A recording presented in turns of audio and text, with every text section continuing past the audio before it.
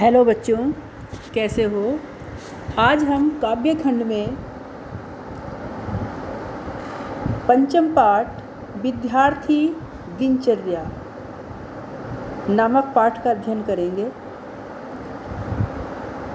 प्रस्तुत पाठ मनुस्मृति से संकलित किया गया है। इसमें विद्यार्थी की दैनिक क्रियाकलाप कैसे होना चाहिए, उसे क्या करना चाहिए, क्या नहीं करना चाहिए, इस संदर्भ में महर्षि मनु ने कुछ महत्वपूर्ण बातें बताई हैं। जैसे कि विद्यार्थी को सूर्योदय से पूर्व उठना चाहिए और ब्रह्म मुहूर्त में धर्म अर्थ आदि विषयों के बारे में विचार करना चाहिए। भोजन के उपरांत स्नान नहीं करना चाहिए। बीमारी की अवस्था में रात्रि में वस्त्रों को पहने हुए निरंतर या अपरिचित जलाशय में कभी स्नान नहीं करना चाहिए। विद्यार्थी को अपना झूठा भोजन किसी को नहीं देना चाहिए और भोजन समय पर और उचित मात्रा में ग्रहण करना चाहिए। भोजन के उपरांत मुंह अवश्य साफ करना चाहिए। प्रणाम करने की आदत होनी चाहिए। बड़ों की सेवा करना। ऐसे विद्यार्थी की जो है आयु, विद्या, यश और बल बढ़ते हैं। विद्यार्थी को गीले पांव भोजन करना चाहिए, किंतु गीले पांव सोना नहीं चाहिए। गीले पांव भोजन करने से आयु बढ़ती है और विद्यार्थी को सदैव ही प्रिय बोलना चाहिए, अप्रिय नहीं बोलना चाहिए आदि बातों का यहाँ वर्णन किया है। आइए हम प्रथम श्लोक देखते हैं। बच्चों, आज मैं आपको केवल 5 श्लोक कराऊंगी, 5 मैं कल व्याख्या कराऊंगी। पहला है ब्रह्म मुहूर्ते बुद्ध्येत धर्मार्थौ चानुचिन्तयेत् काय क्लेशांश्च तन्मूलान् वेद तत्वार्थमेव च। ब्रह्म मुहूर्ते, ब्रह्म मुहूर्त में, ब्रह्म मुहूर्त किसे कहते हैं? सूर्योदय से पहले जो 48 मिनट तक का समय है वो हमारा ब्रह्म मुहूर्त कहलाता है।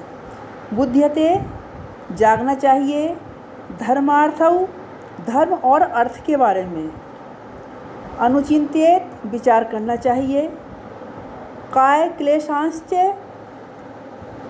काय क्लेशान शरीर के कष्टों को, तन्मूलान और उनके कारणों को, वेद तत्वार्थमेव च वेदों के वास्तविक अर्थ को, वेदों का वास्तविक अर्थ क्या है इस बात के बारे में विचार करना चाहिए। तो यहाँ महर्षि मनु कहते हैं कि विद्यार्थी को ब्रह्म मुहूर्त में अर्थात सूर्योदय से 1 घंटा पूर्व जागना चाहिए और धर्म और अर्थ के बारे में चिंतन करना चाहिए। कहने का अर्थ ये है कि लोक कल्याण के लिए जितना धन आवश्यक है उतना ही हमें धन रखना चाहिए और धर्म अर्थ दोनों के बारे में है तो परलोक के लिए उतना ही आवश्यक धर्म भी होना चाहिए। जितना धन हमें आवश्यक लोक कल्याण के लिए उतना तो हमारे पास धन होना चाहिए, लेकिन परलोक के लिए जो धर्म की आवश्यकता है वो धर्म भी हमें करना चाहिए।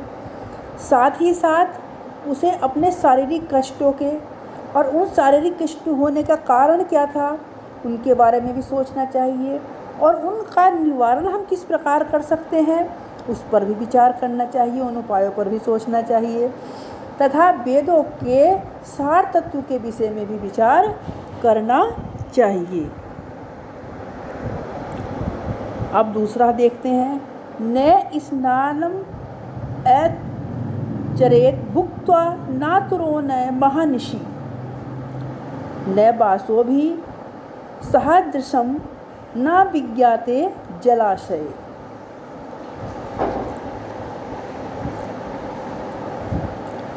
न स्नान आचरेत करना चाहिए, भुक्त्वा भोजन करके स्नान नहीं करना चाहिए। आतुर है रोगी, महानिशि अधिक रात में, न बासो भी सहदृशम कपड़ों के साथ, बासोभी से है कपड़ों के साथ, एदृशम निरंतर बहुत समय तक, ना विज्ञाते जलाशय बिना जाने हुए जिसे हम नहीं जानते हैं अपरिचित जलाशय में तालाब में, जलाशय तालाब में या जलाशय में। यहाँ कहते हैं कि विद्यार्थी को भोजन करके स्नान नहीं करना चाहिए। न अतुरो न महानिशी, न आतुर न महानिशी, और न रोगी होने पर, और न मध्यरात्रि में, और न कपड़ों के साथ बहुत समय तक, और न ही अपरिचित जलाशय में स्नान करना चाहिए। देखिए कहाँ कहाँ बताया। एक तो विद्यार्थी को भोजन करने के पश्चात स्नान नहीं करना चाहिए, रोगी होने पर स्नान नहीं करना चाहिए, मध्य रात्रि में, और बहुत कपड़ों के साथ, और किसी भी अपरिचित जलाशय में स्नान नहीं करना चाहिए।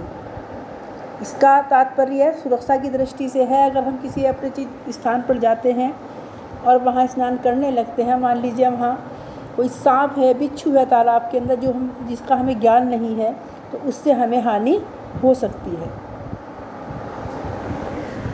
तीसरा है नोच्चिष्ट है कस्यचित्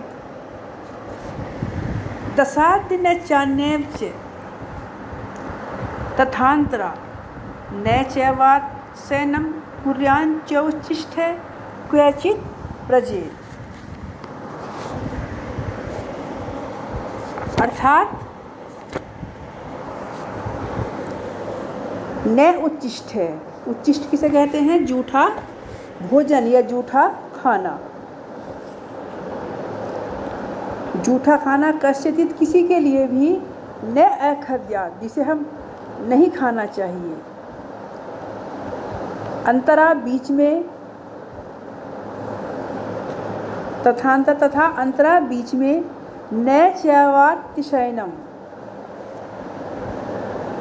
अधिक भोजन, कुर्यात करना चाहिए, उच्चिष्ट जूठे मुंह कहीं पर नहीं जाना चाहिए। अर्थात हमें कहीं भी जाओ तो मुंह साफ करके जाना चाहिए। तो यहाँ महर्षि मनु कहते हैं कि विद्यार्थी को किसी को अपना जूठा भोजन नहीं देना चाहिए, तथा भोजन के 2 समयों के बीच में या बहुत से लोगों के बीच में भोजन नहीं करना चाहिए।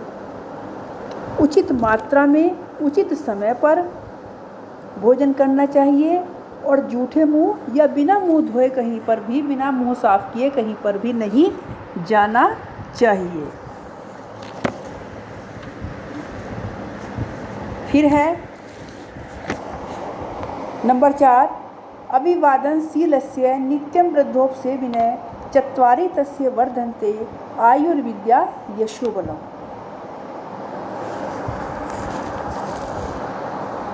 यहाँ महर्षि मनु कहते हैं कि जो छात्र या विद्यार्थी बड़ों को प्रणाम करता है, चरित्रवान है, नित्यम वृद्धोपसेविने नित्य वृद्धों की सेवा करता है, चत्वारि तस्य वर्धन्ते उसकी 4 चीज़ें बढ़ती हैं। कौन कौन सी हैं? आयुर, विद्या, यश और बल। ये श्लोक बच्चों आप 6ठी 7वीं क्लास से पढ़ते चले आ रहे हैं, हो सकता है आपकी याद भी हो। इससे आगे है आर्ध पादस्तु भुंजीत, नार्ध पादस्तु संविशेत, आर्ध पादस्तु भुंजानो, दीर्घम आयुर्वाप्नुयात्। आर्ध पादे गीले पांव भोजन कैसे करना चाहिए? विद्यार्थी को गीले पांव भोजन करना चाहिए, और गीले नार्ध पादस्तु संविशेत, गीले पांव सोना नहीं चाहिए। भोजन करता कहते हैं कि विद्यार्थी को गीले पांव अगर गीले करे तो बिना पोछे जो पांव होते हैं वो गीले पांव कहलाते हैं। गीले पांव भोजन करना चाहिए, लेकिन गीले पैर सोना नहीं चाहिए। जो व्यक्ति या जो छात्र गीले पांव भोजन करता है वह दीर्घायु को प्राप्त होता है। आर्ध पादस्तु भुंजानो दीर्घमायुर्वाप्नो, जो गीले पांव भोजन करता है वह दीर्घायु को प्राप्त होता है, लेकिन जो गीले पांव शयन करता है या सोता है वह हानिकारक होता है, अर्थात वह व्यक्ति अल्पायु होता है। आज आप इसे ध्यानपूर्वक सुनेंगे, समझेंगे और कल मैं आगे के 5 श्लोक की व्याख्या आपको कराऊंगी।